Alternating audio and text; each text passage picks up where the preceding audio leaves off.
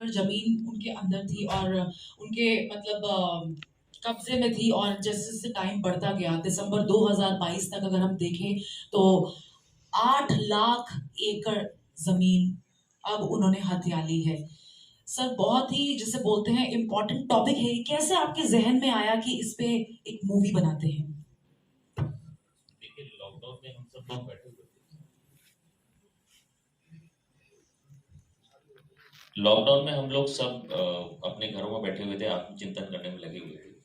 तो उस दौरान देखिए, शायद ये बोर्ड का नाम सबने कहीं ना कहीं लगा देखा होगा, पर सिर्फ हम भी समझते थे कि कोई ऐसी कोई संस्था होगी।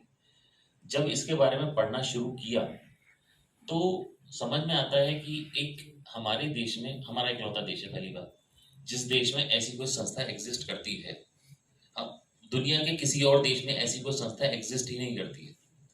तो ऐसा कोई संस्था जो एग्जिस्ट करती है और गवर्नमेंट सर्टिफाइड है, मतलब इनके जो एम्प्लॉयज हैं उनको गवर्नमेंट सैलरी देती है, ये संस्था अगर आज ये बोल दे कि ये जमीन, जिस जमीन पर हम बैठे हुए हैं, ये बिल्डिंग उसकी है, तो ये बिल्डिंग उसकी हो जाती है।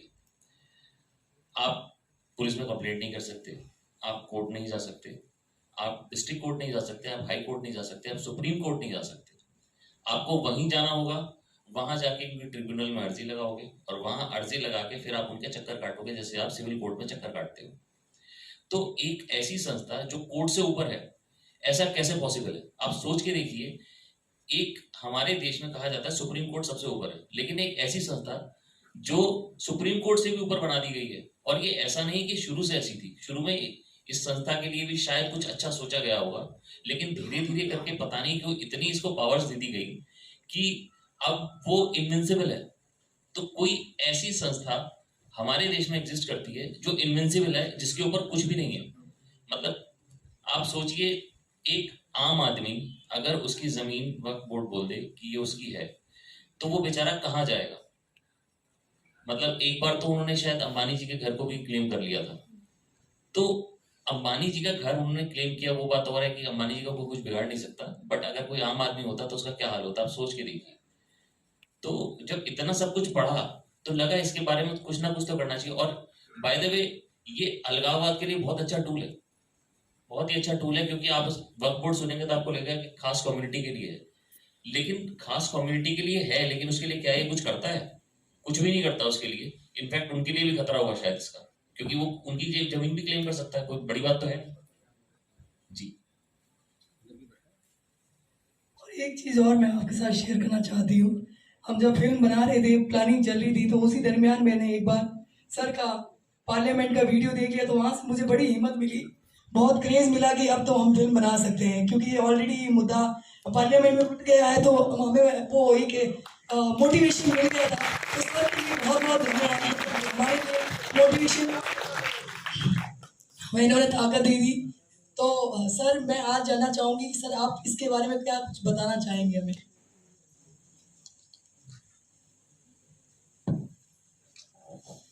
देखिए, मैं पहले तो आपको ये बता दूं कि ये वक्फ बोर्ड कहाँ से प्रारंभ हुआ। जब देश का 1947 में विभाजन हुआ था, उस समय पाकिस्तान और भारत के साथ ये समझौता हुआ था कि जो हिंदू पाकिस्तान से भारत आएंगे उनकी सारी संपत्ति पाकिस्तान सरकार की होगी, और जो भारत से मुसलमान पाकिस्तान जाएंगे वो सारी संपत्ति भारत सरकार की होगी। पाकिस्तान सरकार ने हिंदुओं की पूरी संपत्ति अधिग्रहित कर ली, उसको ले लिया। परंतु भारत के अंदर एक खेल खेला गया कि यहाँ पर एक वक्फ बोर्ड नाम की संस्था बनाई गई, और उस संस्था को 1954 में तत्कालीन भारत सरकार ने कानूनी मान्यता दे दी। यहाँ तक कोई आपत्ति नहीं। लेकिन जो 1995 में जो इस बोर्ड के एक्ट में जो प्रावधान किए गए वो बड़े खतरनाक हैं, और इतने खतरनाक हैं कि वो अपने देश की एकता, सामाजिक सौहार्द, सांप्रदायिक सौहार्द को तोड़ने वाले हैं। हिंदू और मुसलमानों में पूरी तरीके से दरार पैदा करने वाले। और कांग्रेस का, मैं पॉलिटिकल बात यहाँ नहीं करना चाहता हूँ, लेकिन जो सत्य है उसको तो मुझे बोलना पड़ेगा। लेकिन कांग्रेस ने मुसलमानों की जो मूलभूत समस्याएं हैं, गरीबी है, कुपोषण है, क्या नाम है, अन्य अन्य अन्य तमाम शिक्षा शैक्षणिक समस्याएं हैं, इनकी ओर कभी नहीं ध्यान दिया। वोटर उसे केवल मुस्लिम समाज को वोटर के रूप में देखा और उसी प्रकार से उसका उपयोग किया। 1995 का जो इस एक्ट में जो संशोधन किए गए, जो प्रावधान किए गए, वो बड़े विचित्र हैं और उन्हें पूरा सुनकर के एकदम रोंगटे खड़े हो जाते हैं। उसमें प्रावधान है कि जैसा कि हमारे मुकुल विक्रम जी ने बताया कि यहाँ हम इस हॉल के अंदर बैठे हुए हैं, यदि वक्फ बोर्ड ने आकर के ये कह दिया कि ये संपत्ति सारी हमारी है, तो जिस संपत्ति का जो मालिक है उसे सिद्ध करना पड़ेगा कि यह हमारी कैसे है। उनको सिद्ध करने की जरूरत नहीं है। और फिर उससे यदि आपको कोई आपत्ति है तो आप उस वक्फ बोर्ड के पास जाइए जिनके सर्वेयर ने और एग्जीक्यूटिव अफसर ने ये नोटिस दे दिया है कि इसको खाली करिए, ये संपत्ति हमारी है। तो वहाँ से तो कभी कोई राहत मिलती नहीं।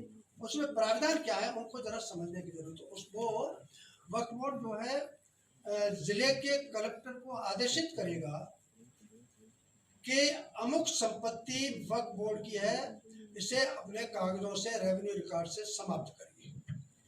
वो जिला कलेक्टर को आदेशित करेगा वक्फ बोर्ड कि आप तत्काल इसका कब्जा हमको दिलाइए। कलेक्टर जो है बाउंडेड है उनके आदेश को पालन करने का। इसमें प्रावधान है कि आप उसको किसी भी अदालत में जाके चुनौती नहीं दे सकते। तो इस प्रकार की यानी एक देश के अंदर दो संविधान तो नहीं चल सकती। इससे जो है संविधान की जो हमारी सर्वोच्चता है, श्रेष्ठता है, उसको चुनौती मिलती है।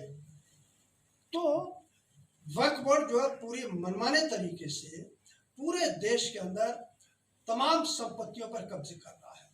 अब मुझे कहाँ से जानकारी मिली? मुझे एक माध्यम से कैसी प्रकार से जानकारी मिली कि तमिलनाडु के अंदर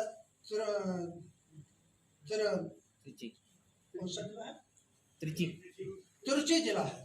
तिरुचि जिले में एक गांव है तिरुचेंद्रई, 1500 की आबादी है, हजारों वर्ष पुराना गांव है। सटा हुआ एक भगवान शंकर जी का मंदिर है, 1500 वर्ष पुराना। हर वर्ष वहाँ मेला लगता है, लाखों लोग वहाँ पर उपस्थित होते हैं। और उसके अंदर, उस गांव के अंदर 5-7 परिवार मुस्लिम समाज के। वक्फ बोर्ड ने नोटिस दिया कि आप ये संपत्ति हमारी है, इस गांव को खाली करिए। मंदिर पर भी नोटिस दे दिया गया। अब वो बेचारे गांव के गरीब लोग कहाँ जाए, कैसे जाए? कोर्ट में गए, पुलिस में गए, राजनेताओं के पास गए, सरकार के पास गए, कहीं से उनको राहत नहीं मिला। वो किसी माध्यम से मेरे पास जानकारी आई, मैंने पता किया उसकी वास्तविकता, तो तथ्यात्मक सारी चीजें थी। अब 15 वर्ष पुराना भगवान शंकर का वहां मंदिर है, 15 उस पर भी कब्जा उन्होंने ठोक दिया। अब 1500 साल पहले तो इस्लाम का प्रादुर्भाव भी नहीं हुआ था। तो ये जो तो वक्फ बोर्ड जो है मनमाने तरीके से कब्जे कर रहा है। और दुर्भाग्य की बात है कि कांग्रेस सरकार ने समय समय पर उसको पूरी ताकत और संरक्षण देने की कोशिश किया। हम लोग यहाँ दिल्ली के अंदर बैठे हुए, आप लोगों को शायद जानकारी हो कि कांग्रेस सरकार ने 2014 के चुनाव से पहले 8 या 10 दिन पहले 123 संपत्तियां दिल्ली की वक्फ बोर्ड को सौंप दिया, दान में दे दिया। और उसमें से एक संपत्ति राष्ट्रपति भवन के अंदर। वक्फ बोर्ड ने तमाम जो है तुरंत जो है सरकार को नोटिस दे दिया कि ये संपत्ति हमारी है, हमको कब्जा दिलाई। मुझे जब जानकारी मिली तो मैंने शहरी आवास विकास मंत्री जी को और माननीय प्रधानमंत्री जी, गृह मंत्री जी के नोटिस पे ये लाया। तो मुझे खुशी है कि सरकार की संपत्ति, सरकार ने उस संपत्ति को लेने की तुरंत कार्यवाही प्रारंभ कर दी, उसकी जांच कराई। और जांच कराने के बाद पाया कि विगत कांग्रेस सरकार ने अवैध तरीके से, अनुचित तरीके से केवल मुस्लिम समाज को प्रभावित करने के लिए, उनके वोट लेने के लिए ये संपत्तियां अर्जित की। लाखों करोड़ रुपए की संपत्तियां। इसी तरीके से आप कल्पना करिए, हमारी दिल्ली की जो सरकार है, आम आदमी पार्टी की सरकार, हम टैक्स देते हैं, खून पसीने का कमाई का हमारा पैसा उसमें जाता है। केजरीवाल सरकार ने 100 करोड़ रुपया, कितना? 100 करोड़ रुपया वक्फ बोर्ड को दिया।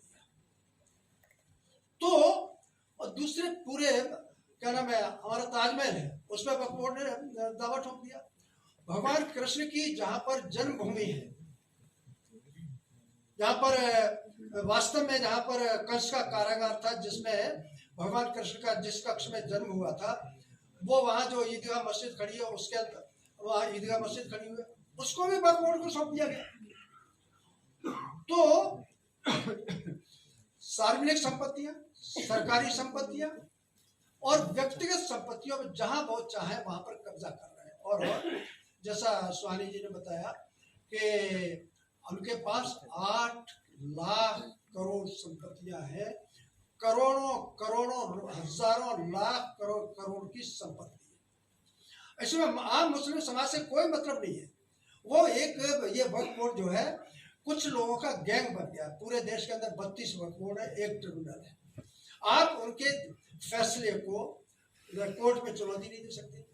उनके यहाँ जो 5 वक्फ बोर्ड के मेंबर होते हैं वो सब मुस्लिम एक ही समाज के होते हैं। उनके एग्जीक्यूटिव अफसर और क्या नाम है सर्वेयर, वो भी उसी समाज से आता है। और आश्चर्य ये करेंगे कि उनको सरकार से पैसा। एक और तो हमारे मंदिरों पर टैक्स लगा दिया गया। हमारे मंदिरों में जो चढ़ावा आता है, भक्त जो है बड़ी श्रद्धा के साथ बड़े आदर के साथ जो है चढ़ावा चढ़ाते हैं, उसका सरकार तमाम सरकार को कब्जा। ये कानून भी कांग्रेस सरकार में बनाया गया था। हर शहर तो नहीं बनते, हाँ बहुत सारे शहरों में से छोटे छोटे लोग पलायन करते हैं, उसकी किसी पे नजर नहीं है। तो ये हम लोग दिखा रहे हैं इस फिल्म में कि कैसे ये सब हो रहा है। जी आज भी पलायन हो रहा है हर शहर से। हर शहर में एक मोहल्ले बन गए हैं जहाँ जिसको बोलते हैं कि बहुत ही सेंसिटिव मोहल्ला है। तो हम चाहते हैं कि ये सब ऐसे मोहल्ले हमारे भारत में ज़रूरत है नहीं। तो इसी के माध्यम से हम फिल्म का नाम रखा आखिर पलायन कब तक। ये कश्मीर से नहीं, केरला से नहीं, आज हर भारत के हर कोने में पलायन हो रहा है। जहाँ एक आबादी बढ़ जाती है, वहाँ से एक आबादी पलायन कर जाती है। ऐसा क्यों हो रहा है, मैं आप सब पे छोड़ती हूँ। ये फिल्म देखोगे तो आपको समझ में आ जाएगा कि ऐसा क्यों हो रहा है। आप फिल्म देखेंगे तो फिल्म देखने के बाद आपको समझ में आएगा कि हमने एक सवाल उठा के छोड़ा है और उस सवाल के साथ साथ हमने कुछ बातें बोली हैं जो बहुत एक स्ट्रॉन्ग मैसेज देके जाती हैं। जी मैं एक बात कहना चाहता हूँ आप सब लोगों को। एक घर में ना दीमक लग जाती है ना दीमक, वो दीमक बाद में पता लगती है। इस तरीके से एक वक्फ बोर्ड ना दीमक के तरह कितने